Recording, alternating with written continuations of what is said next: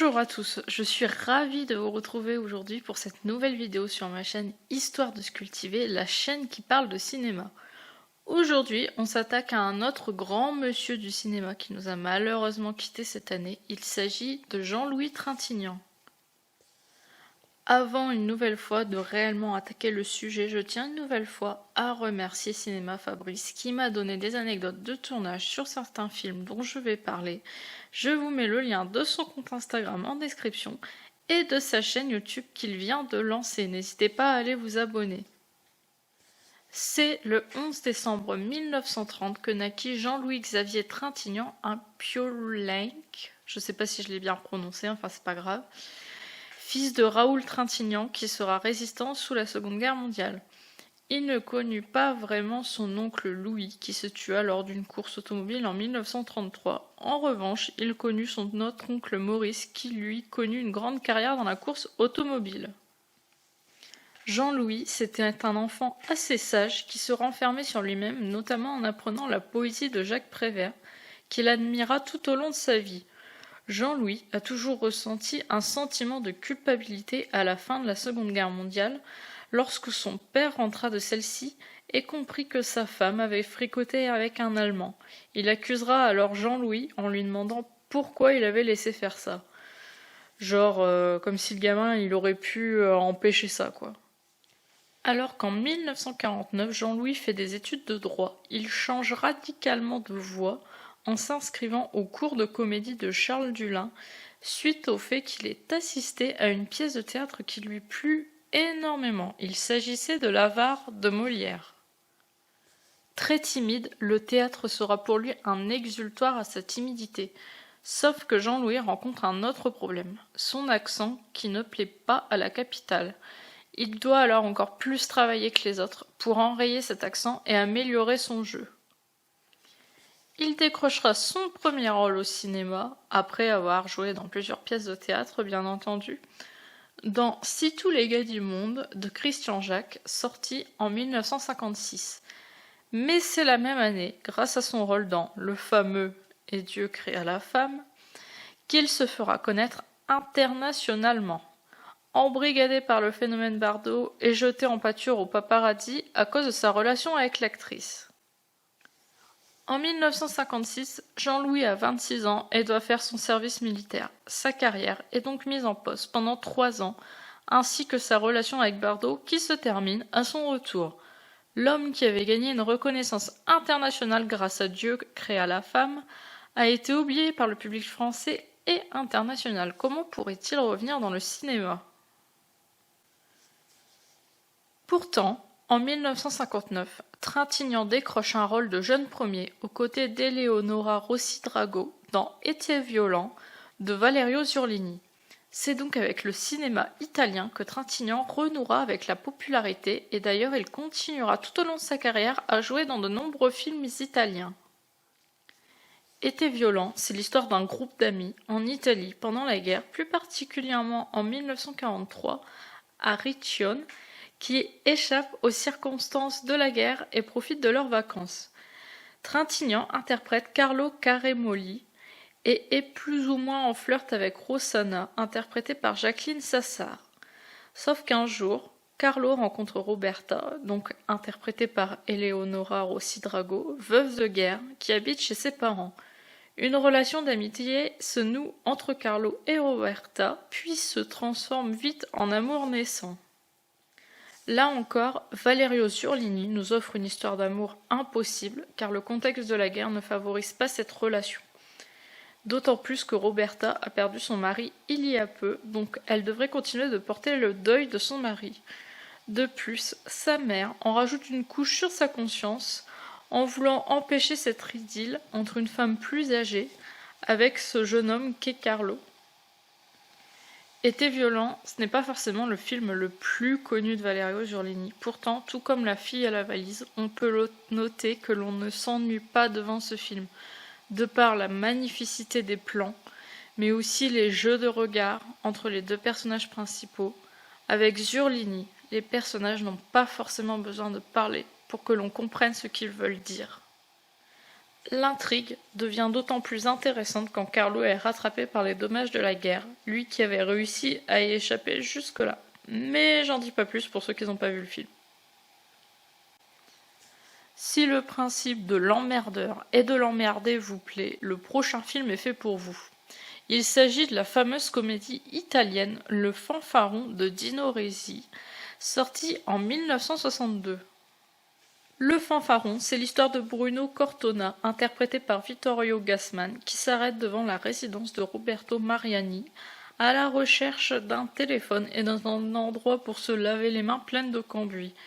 Roberto, donc interprété par Trintignant, va l'accueillir chez lui car il est bien élevé, mais il va vite se rendre compte qu'il n'aurait pas dû car Bruno est le symbole même de la personne sans gêne qui se fiche littéralement du fait que Roberto a des partiels à réviser.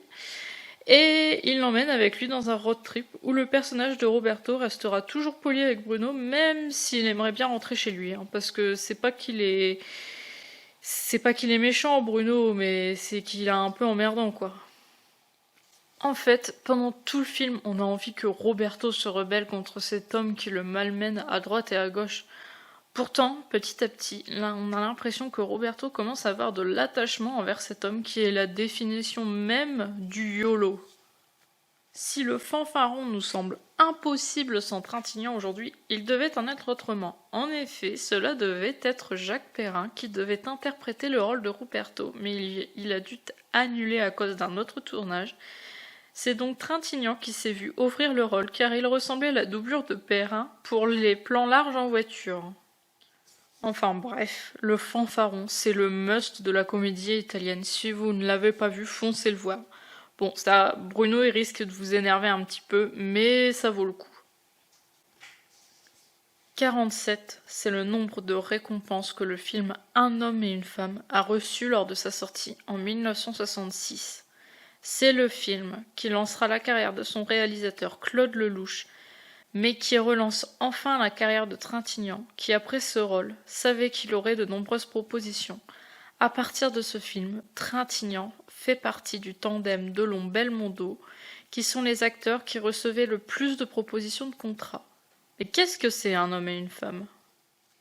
Un homme et une femme, c'est l'histoire de deux veufs. D'abord Anne Gauthier, interprétée par Anouk Aimée, et Jean-Louis Duroc, interprété par Trintignant. Tous deux sont inconsolables depuis la mort respective de leurs partenaires. Le film met en scène le fait de se remettre en couple après avoir perdu son compagnon et met en avant la peur d'oublier le défunt.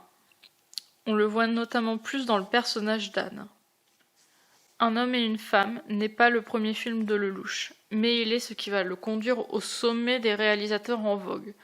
L'histoire fut écrite en 1 mois et demi et le film se tourne en 3 semaines.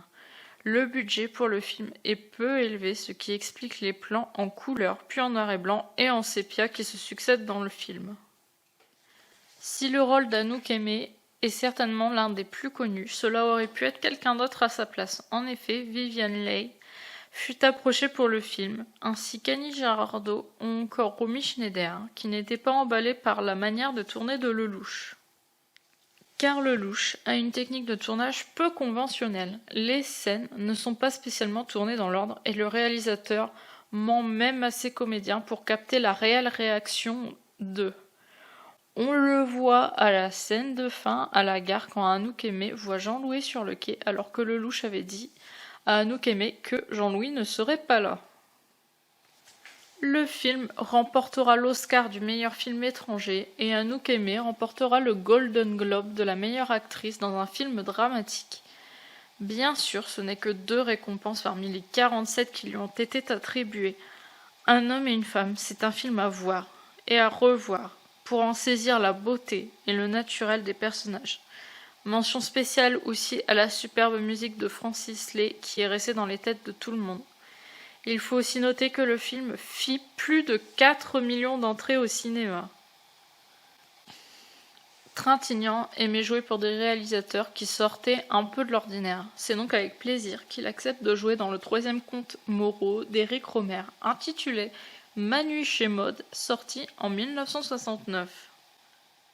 Manu chez Maud, c'est l'histoire de Jean-Louis, donc interprété par Jean-Louis himself, qui, lors d'une messe à Clermont-Ferrand, rencontre une jeune femme qui s'appelle Françoise et qui est interprétée par Marie-Christine Barrault, et il décide au KLM que cette dernière deviendra sa femme. Vital, un ancien ami de Jean-Louis, invite ce dernier à venir passer la soirée chez Maude, une de ses amies, où de longues conversations seront menées à propos de la philosophie, notamment celle de Pascal, la religion ou encore le mariage. Lors de cette soirée, une sorte de jeu de séduction se crée entre Jean-Louis et Maude, mais Jean-Louis, bien que tenté par cette dernière, n'oublie pas Françoise qu'il retrouvera le lendemain. Ce qui est intéressant dans le film, c'est que les dialogues servent tous à quelque chose. Les réflexions des personnages notamment. Le personnage de Jean-Louis est en contradiction avec la jeune Maude, qui est libérée par rapport à Jean-Louis, qui, bien droit, bien catholique. D'ailleurs, le personnage de Françoise est bien plus proche du caractère de Jean-Louis, contrairement à Maude. Ma nuit chez Maude, c'est certainement l'un des films les plus connus d'Éric Rohmer, et il a reçu de nombreuses critiques positives lors de sa sortie. De plus, le film a reçu le prix Méliès l'année de sa sortie et a même été nominé à l'Oscar du meilleur film étranger. Mais évidemment, comme on en avait parlé dans la première vidéo de la chaîne, il a été battu par Z de Costa Gavras. S'il y a bien un film où Trintignant excelle dans son jeu d'acteur, c'est dans un film italien, connu des cinéphiles. Il s'agit du Conformiste de Bernardo Bertolucci, sorti en 1970. Le film est une adaptation du roman éponyme d'Alberto Moravia. Le Conformiste, c'est l'histoire de Marcello Clerici, donc interprété par Trintignant, qui cherche à mener une vie tout à fait conforme à ce que la société italienne peut attendre de lui suite à un traumatisme d'enfance. Il épouse la plus insipide des bourgeoises italiennes, à savoir Giulia, interprétée par Stefana Sandrelli, et il fait partie de la police secrète fasciste, car cela correspond à la normalité de l'époque. Il a pour mission de tuer Quadri, son ancien professeur de philosophie antifasciste, et tombe amoureux de sa femme Anna, qui est au final tout ce que Marcello voudrait être, un anticonformiste. Le conformiste est poignant dans la manière dont on suit la vie de Marcello, dont les croyances s'effondrent au fur et à mesure du film, et de plus le contexte historique de l'Italie communiste nous plonge en immersion dans ce milieu que nous, Français, ne connaissons pas forcément, à part ce qu'on a pu apprendre à l'école sur les régimes totalitaires. Trintignant joue à la perfection dans ce film, car elle connaît un malheur dans sa vie au moment du tournage. En effet, sa deuxième fille, Pauline, encore bébé, meurt pendant le tournage du film. Jean-Louis a seulement 2 jours de congé pour se remettre du drame, et doit retourner au tournage. Bertolucci se servira des émotions décuplées de l'acteur telles que la tristesse et la colère pour que le jeu de l'acteur soit encore mieux que ce qu'il a pu faire depuis le début de sa carrière. Bien que le film soit extrêmement populaire auprès des cinéphiles, il ne remporta pas de prix. Pourtant, le Conformiste continue son bout de chemin en continuant d'être regardé, admiré par des générations et des générations d'amoureux du cinéma. S'il y a bien un film que je retiens dans la carrière de Jean-Louis, c'est Le Train de Pierre Granier de Fer, sorti en 1973. Le film est tiré du roman du même nom de Georges Simenon. Ouais, encore lui, il a écrit pas mal de bouquins, Georges Simenon. Le Train, c'est l'histoire de l'exode de la population française par le train sous la Seconde Guerre mondiale. Jean-Louis y interprète Julien Maroyeur, un réparateur de postes de radio, marié à Monique, qui est enceinte. Ils ont déjà une fille. Ils doivent fuir leur village car les Allemands arrivent, sauf que Julien est séparé de sa femme dans le train et se retrouve dans les wagons les plus à l'arrière. C'est là qu'il rencontre Anna Kupfer, interprétée par Romy Schneider, une jeune femme juive allemande, et les deux tombent amoureux l'un de l'autre. Le film montre le quotidien des Français pendant l'exode en passant par les meilleurs et les pires moments. Le réalisateur s'est d'ailleurs servi de ses propres souvenirs d'enfance qu'il a rajoutés à l'histoire pour rendre le récit encore plus vrai. Ce que j'aime dans le film, c'est que le contexte de la guerre est montré d'une autre facette. car souvent on a des films sur l'occupation, alors que là, on suit la fuite des personnages dont les liens sociaux évoluent au fur et à mesure du film. La fin du film est certainement une des plus belles fins de films du cinéma français et montre que les liens entre les personnages sont indéfectibles et n'ont pas été qu'une passade de la guerre. Enfin bref, Le Train, c'est vraiment un film à voir. Au passage, après la mort de leur fille Pauline, la relation entre Jean-Louis et Nadine Trintignant s'est détériorée. Jean-Louis vivra une relation amoureuse avec Romy Schneider pendant le film. Il la quittera peu de temps après pour sauver son mariage avec Nadine, et cela restera un élément marquant dans la vie de Romy, qui aimait vraiment Jean-Louis. Cela n'empêchera pas les deux anciens amants de jouer ensemble l'année suivante dans Le Mouton enragé de Michel Deville. Le film est tiré du roman éponyme de Roger Blondel, qui lui-même a clairement été inspiré par Bel-Ami de Maupassant. Le film est donc une adaptation moderne du roman sorti en 1885. L'histoire se passe donc ici dans les années 70. Le bel ami de Deville est Trintignant, qui incarne Nicolas Mallet, un simple employé de banque qui va gravir les échelons en se servant de son pouvoir sur les femmes qu'il ignorait jusque-là. C'est son ami Claude Fabre, interprété par Jean-Pierre Cassel, qui l'entraîne dans ses aventures pour une raison qui nous est révélée qu'à la fin du film.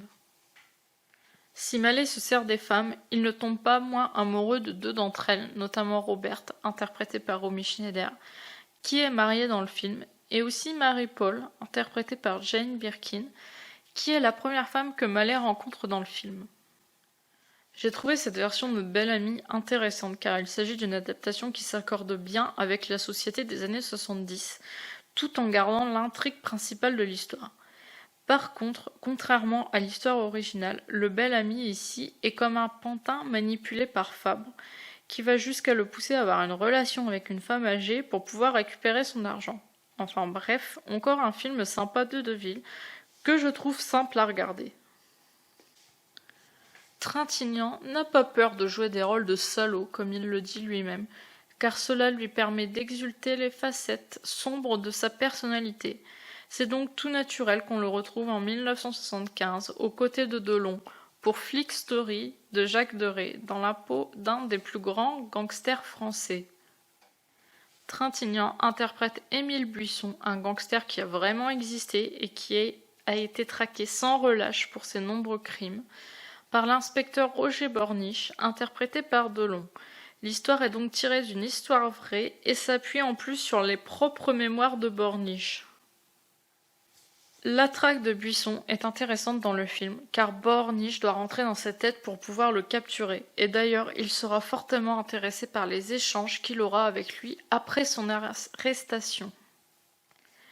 Même si j'ai dit que Jean-Louis voulait interpréter des rôles de salaud parce que ça lui permettait d'exulter ses phases sombres, il a quand même beaucoup hésité pour interpréter ce gangster parce qu'il avait peur de casser son image de gars bien gentil qu'il avait jusque-là. Et donc du coup ça aurait pu être Delon qui aurait été à sa place et Trintignant à la place de Delon. Et ce qui est intéressant avec le film, c'est qu'on a enfin une confrontation Delon-Trintignant qui font partie des trois acteurs les plus demandés de leur génération. Le prochain film dont on va parler, c'est un peu comme un épisode des Simpsons, car il a prédit l'avenir d'une histoire qui a fait un sacré bruit dans l'histoire politique. Il s'agit du Bon Plaisir de Francis Girod, sorti en 1984. Le Bon Plaisir, c'est l'histoire d'une lettre volée à Claire Després qui révèle l'existence d'un enfant caché qu'elle aurait eu avec le président de la République actuelle, interprété par Trintignant. Dans ce film, le président va tout faire pour éviter que l'affaire ne s'ébruite, quitte à placer Claire, qui, soit dit en passant, est interprétée par Catherine Deneuve, sous écoute. Jean-Louis interprète un président tout à fait détestable, qui ne sait pas s'y prendre avec les enfants, ni avec personne en fait. On suppose que sa montée au pouvoir l'a rendu comme ça, même si Claire fait comprendre qu'il a toujours été plus ou moins égoïste. Le Bon Plaisir, c'est un véritable écho à l'affaire Mazarine qui éclatera 10 ans plus tard avec le président François Mitterrand. Pour ceux qui ne savent pas ce que c'est, en gros Mitterrand avait caché l'existence de sa fille, qu'il avait eu avec une autre femme pendant près de 20 ans. Et c'est dans une photo de Paris Match que la fille sera révélée au monde entier, mais avec l'accord du président tout de même. Alors, est-ce que Le Bon Plaisir est une histoire hasardeuse qui a pu se produire, ou est réellement inspirée de faits réels que son écrivaine Françoise Giroud a voulu exposer aux Français? Je crois qu'on n'aura jamais vraiment le fin mot de l'histoire. Pour le dernier film dont je veux parler, on va faire un sacré saut dans le temps puisqu'on arrive en 2012, année où le film Amour de Michael Haneke est sorti. Et oui, du haut de ses 82 ans, Jean-Louis jouait encore au cinéma. Amour, c'est l'histoire de Georges, interprété par Trintignant, et Anne, interprétée par Emmanuelle Riva, dont le quotidien va être bouleversé, car Anne subit une attaque et va se mettre à souffrir de la maladie d'Alzheimer. Dans ce film, on assiste au déclin d'une personne qui avait toute sa tête, à une femme qui perd tout à cause de la maladie. Georges s'accroche tout de même à sa femme et essaye de la garder avec lui, de lui faire travailler la mémoire en espérant que cela pourrait marcher. Ou est-ce finalement juste de l'espoir? Vous croyez connaître les plus belles histoires d'amour du cinéma? Eh bien ce film en fait largement partie, car Georges reste accroché à sa femme jusqu'à la fin, et montrera le plus beau geste d'amour que l'on peut faire à la personne qu'on aime. Le film est particulièrement bouleversant quand on a connu quelqu'un dans son entourage qui a souffert de cette maladie, mais justement, il montre la réalité de la maladie qui a tendance à être cachée. Alzheimer, ce n'est pas qu'une perte de mémoire, c'est aussi la perte de l'autonomie, voire plus. Le film sera largement récompensé au Festival de Cannes, au César, où Jean-Louis obtiendra le César du meilleur acteur, mais aussi aux Oscars, où le film sera élu meilleur film étranger en 2013. Jean-Louis Trintignant s'est offert une fin de carrière en or avec ce film, lui qui a joué dans tant de films. Figure emblématique du cinéma français et italien, il incarnait l'élégance à la française. Jean-Louis, c'est une voix que tout le monde connaît sans le savoir, ne serait-ce que grâce à la version française de Shining. Coucou, chérie! Jean-Louis Trintignant, qui a été tant fatigué des épreuves de la vie, la perte de Pauline, puis celle de Marie, n'ont jamais eu raison du sourire qu'il montrait toujours face aux caméras et aux discours qu'il a pu nous offrir. Le petit garçon si timide est devenu un des meilleurs acteurs du cinéma français et nous a permis de voyager avec lui pendant près de 60 ans de carrière. Il nous a quittés le 17 juin de cette année et ne mérite enfin que de reposer auprès de ses filles qu'il a tant pleuré. C'est tout pour cette vidéo sur Jean-Louis Trintignant, j'espère qu'elle vous a plu. Décortiquer la carrière d'un homme pareil, c'est ultra compliqué. Aussi, je peux déjà vous dire que cela ne sera pas la seule vidéo qu'il y aura sur lui. Et en attendant, je suis curieuse de savoir quel est votre film préféré de sa carrière. Et je vous dis à dans 15 jours pour la prochaine vidéo de la chaîne. Je voudrais dire un petit poème de Prévert très court, très court. Et si on essayait d'être heureux, ne serait-ce que pour donner l'exemple.